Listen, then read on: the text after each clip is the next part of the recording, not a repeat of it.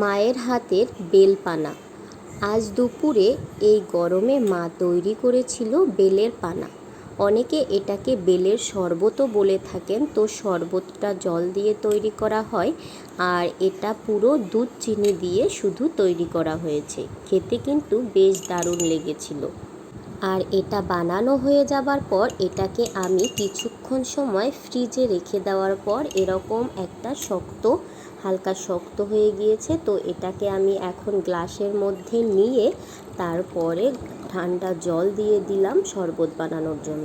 বেলপানা খেয়েছিলাম সেটা অনেক দিন আগে, তো আজকে মা বেলপানা তৈরি করেছে। তো ভাবছি এটা খেতে এই গরমে খুবই মজা লাগবে।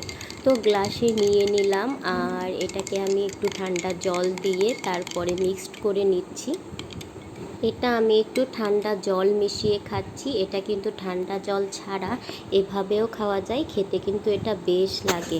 হ্যাঁ, এই গরমে এই ঠান্ডা ঠান্ডা বেলের শরবত খেতে খুবই ভালো লাগছিল। আর মায়ের হাতের জিনিস খেতে তো ভালো লাগবেই। ধন্যবাদ সবাইকে।